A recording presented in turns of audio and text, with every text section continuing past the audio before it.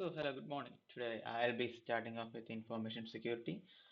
So, what I'm planning to do is that just give an introduction about what information security is and what are the basics of it.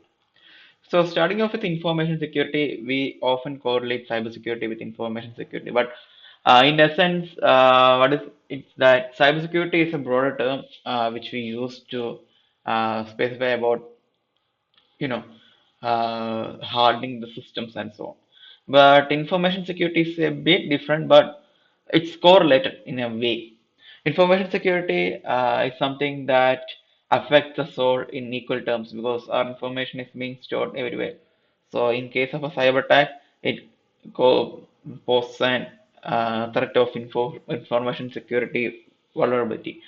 So that's the kind of things they both are correlated, but they are not actually the same in a sense.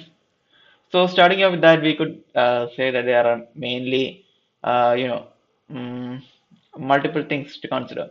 But in information security, we often rely on the not three, but five things, which we call the CEH triad.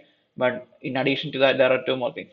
So just for the basic, let's start with CEH triad. CEH triad is basically a triangle, and we could say that CIA. So yeah.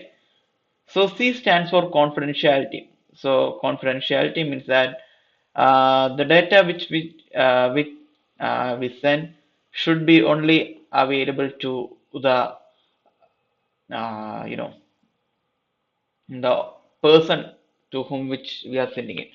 So the communication should be confidential or the data should be confidential. No third party should be able to see that. So that's what confidentiality means. Let's say, for example, that I have something very important like my password, which I want to share with my friend.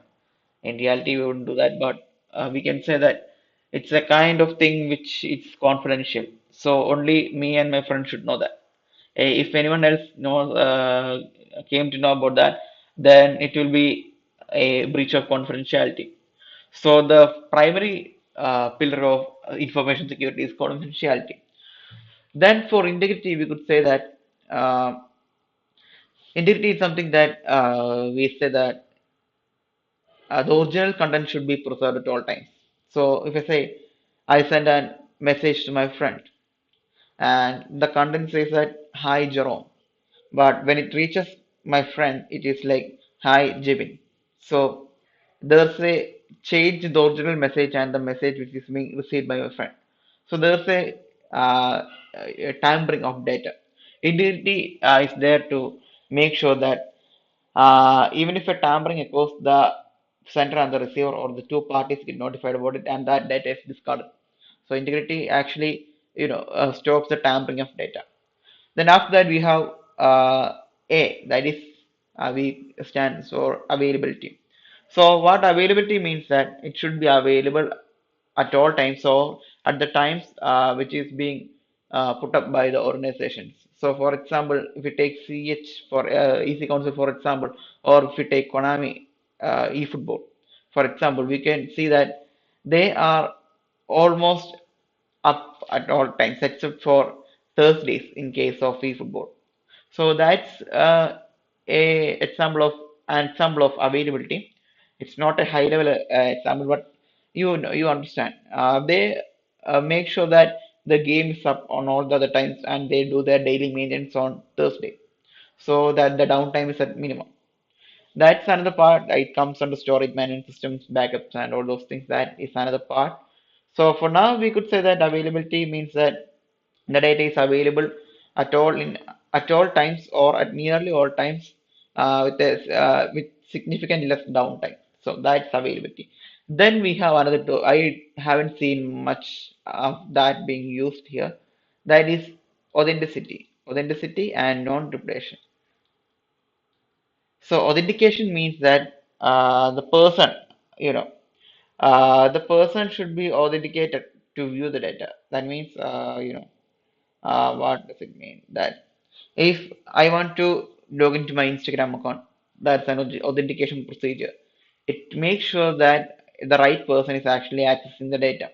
The data could be confidential and the third party could actually log into the account and view that. But authentications make sure that only the uh, right person can log into it with the use of secret passwords or phrases or multi-factor authentication like that. So that's the fourth pillar.